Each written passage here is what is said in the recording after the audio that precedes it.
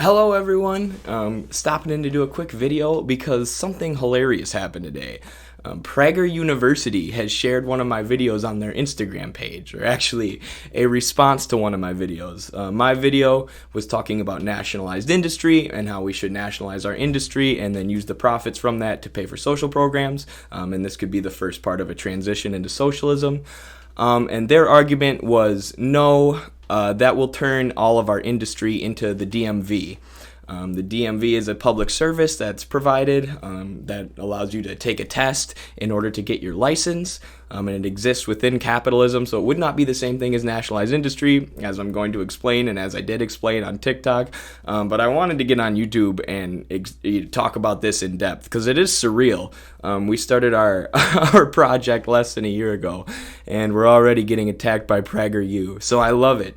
So I'm going to play the 3 TikToks that have been made in relation to this. First I'll play the PragerU one, then I'll play my response, then I'll play some goofy, funny joke one that I made when I found out that PragerU posted me, and then we'll talk about nationalized industry and the DMV and everything more in depth. All right. If you can't live without something, it should be free.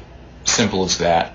Water. I already know how people are going to respond to this. You stupid kid, not everything can be free. Somebody's gotta make it. Not everything in life is free, commie. Yeah, but you need to understand we're already paying for the labor that goes into making these things. But then on top of that, you also have to pay for the profit of some guy who didn't actually make the thing you're buying. Take medicine, for example. The pharmaceutical companies make trillions of dollars in profits. Spend millions of dollars lobbying politicians. So when you go to Walgreens and you buy some medicine, only a fraction of the amount of money you pay for that medicine is going to be used in the production process of medicine. And a huge chunk of it will be going to lobbying the government to make sure that they never lower the price of medicine. This is why we should nationalize all the major industries and transition to a socialist mode of production, where basic necessities are free. And if you own a pharmaceutical company, you go work in a mine or something, I don't care. This is why we should nationalize all the major industries and transition to a socialist mode of production. Yes, the infamous pharmaceutical companies control lobbyists who control the government argument, and your major idea is to cut out the middleman and let the government control all of our industries, because I would love for all of our industries to run just like the DMV. Doesn't that sound absolutely astonishing? Socialism has never, does never, and will never work. Period. Thank you for attending my TED Talk.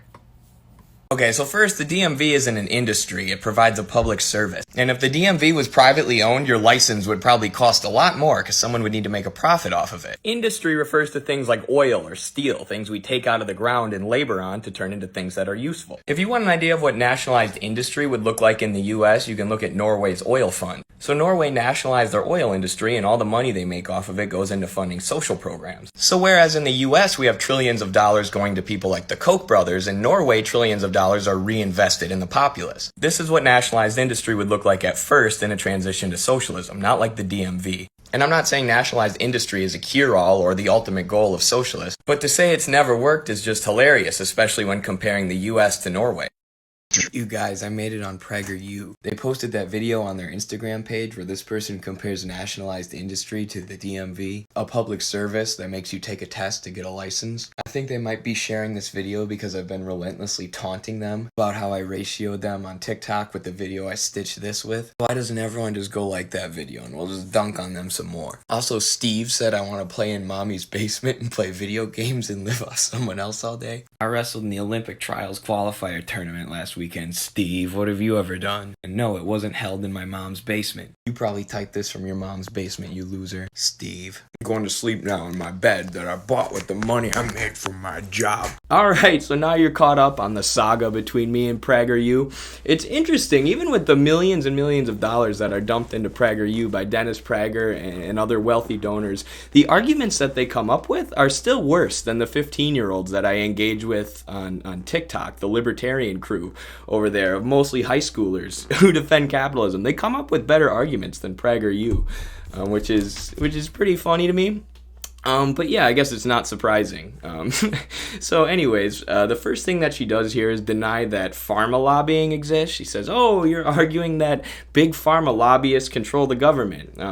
Well, in 2020, big pharma spent over $306 million lobbying politicians alone. Right? So that's money that you're paying for medicine that big pharma is taking and using to lobby the government. In addition, the insurance industry spent $151 million on lobbying politicians alone. Again, money that you're paying, expecting it to go to your health care, which is then being taken and used to lobby the government to make sure that you can't get cheaper health care. And this lobbying, these lobbyists tied to some of the wealthiest corporations in the U.S. and in the world are what craft our healthcare policy, right? Our bills, our healthcare policy is not created with what's going to be the best for the most amount of people. It is created by lobbyists and by special interests. And anyone who follows U.S. policy closely at all should know this. I'm actually surprised that PragerU even tried to deny this fact, because most people know at this point, even Republicans, that lobbyists completely control the government.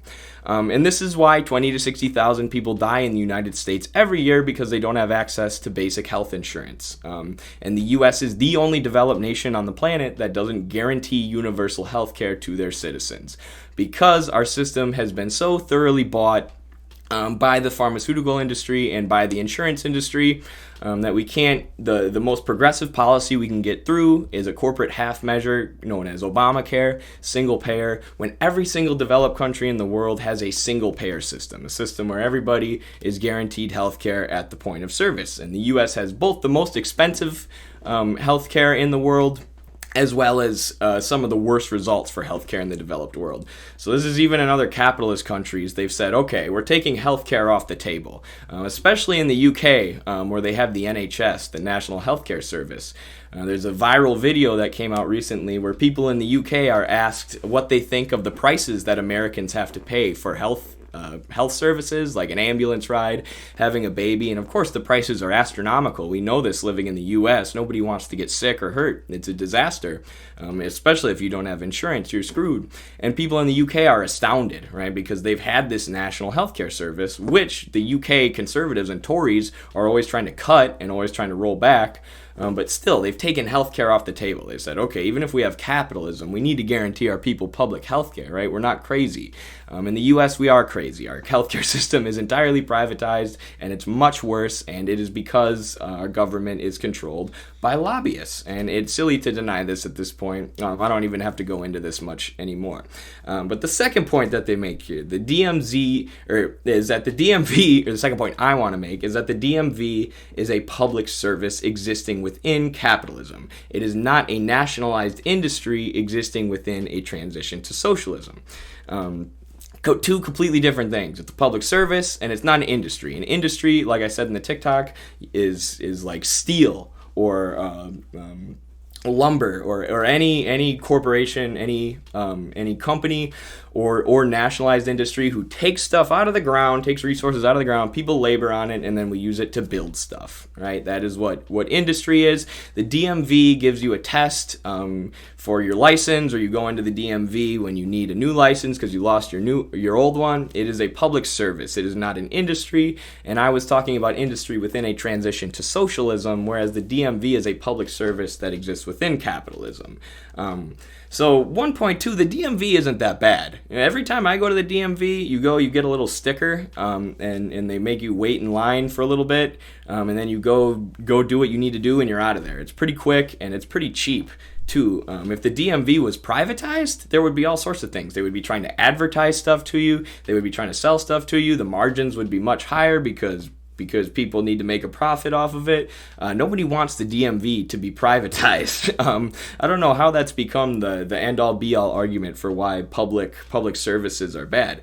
But what I used in the TikTok there to try and compare a nationalized industry within capitalism to a public service like the DMV within capitalism is Norway's nationalized oil, because Norway is a capitalist country, social democratic country that uses their oil industry to pay for social programs. So that's the closest I can get to engaging with their absurd argument on its own merits, comparing two public entities that exist within capitalism, even though it's almost impossible to compare a public industry to a public service.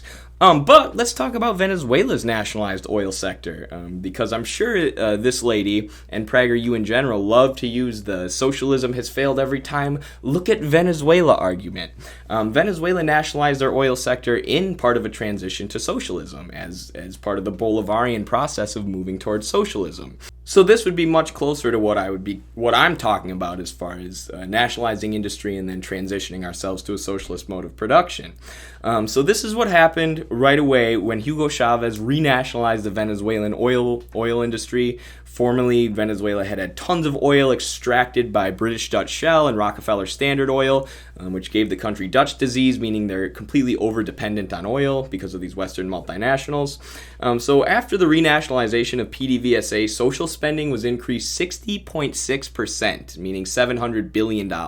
Social spending meaning anti-poverty programs, literacy programs, things for the workers. And let me just read off what happened as soon as Venezuela, the disaster story of socialism, nationalized their oil industry and reinvested in social programs as I'm advocating for.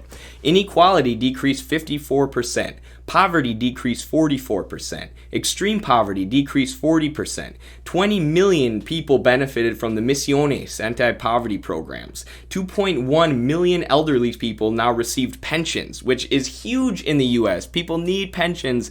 So many people have no retirement fund, and they're looking at a future of dying on the storeroom floor, right? Dying at work because they can't afford to retire, or just leaving their family with tons of debt, being a burden on their family.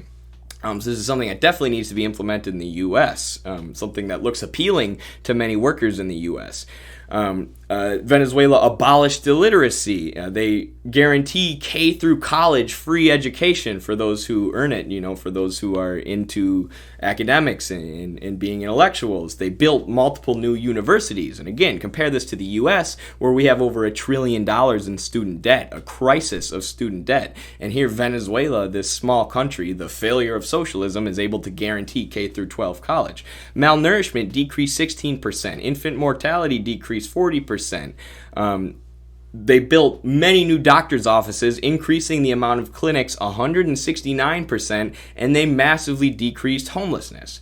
And this, guys, is just common sense, because of course it did. They increased social spending $700 billion, and all this money was previously going to oil oligarchs. In the U.S., last year alone, the oil industry made over $400 billion, and that was a down year for them. That is going to profits, that is going to lobbying, and that is going to the expansion of capital into other places when it could be nationalized and reinvested in social programs. It's just common sense. If you take billions of dollars that are going into the hands of a few private owners and you instead reinvest it in the masses of society, of course good things are going to happen for the mass of society. And of course there was some mismanagement in Venezuela, right? The people running the oil industry are still human, right? It's not like once you have nationalization, they become superhuman. But rather than having that wealth funneled to the top, or in Venezuela, funneled to white people extracting their oil overseas, and you reinvest it in the people, you can use that money a lot more efficiently. You can use that money a lot in better ways. As long as you're not an oil oligarch, as long as you're one of the working mass, as long as you're a worker like the vast majority of people, there's much better ways to use that money. So why did Venezuela fail then? Why are they now in poverty? Well, the reason, as I mentioned before, Venezuela's industry, or their whole economy, was highly dependent on oil because of Dutch disease, because of Western corporations extracting oil out of Venezuela for years and years and years and years, giving Hugo Chavez little choice but to fund the social programs using the oil industry. And I guarantee if you asked her why Venezuela is poor, she would just say socialism, because socialism. But you would have to be an absolute intellectual child to ignore the fact that the U.S. has over 160 sanctions on Venezuela, and that has a huge impact on the decrease in their revenue. Recently, Iran tried shipping oil to Venezuela so they could keep their industries and hospitals going in a pandemic, and the U.S. military intercepted multiple Iranian oil tankers and not just sent them back to Iran, they stole them. They stole the Iranian oil and brought it back to Houston, where U.S. multinationals could use it for whatever they want to use it for their own enrichment, right? Because the U.S. does not want that oil invested in the people of Venezuela. They want it used to increase the profits and the wealth of private capitalists here at home. And the only way to argue that it's not a good idea to nationalize these industries, that it's not a good idea to reinvest this in the people, and instead we need the Koch brothers to be getting all this money, is to gaslight people, right? I called her an intellectual child. She's not an intellectual child. She's a propagandist. PragerU is propaganda, and the only way they can convince you away from doing the common sense thing and reinvesting what society produces in society is by gaslighting you, saying this could never work, socialism could never work, blah blah blah blah blah. Venezuela, do you want oil to be run like the DMV? I mean, as I said earlier, U.S. oil oligarchs made $4 billion in 2020, which was a down year for them. So you're telling me you think the Koch brothers need $4 billion and that money couldn't be better used being reinvested in our people? Of course it could be better used reinvesting in our people. But people like PragerU and the Koch brothers themselves spend all that profit they're making videos like this, saying, nope, nationalization could never work, essentially gaslighting the entire American public and lying to them about countries who have nationalized their industry. Not to mention that we need to transition to renewables. We should be getting off of oil, and there's no incentive for the private entities to do this. Going back to Venezuela and the sanctions, a UN special rapporteur recently said that Venezuela's government revenue is down 99% from U.S. sanctions, right? So this is what we have going on.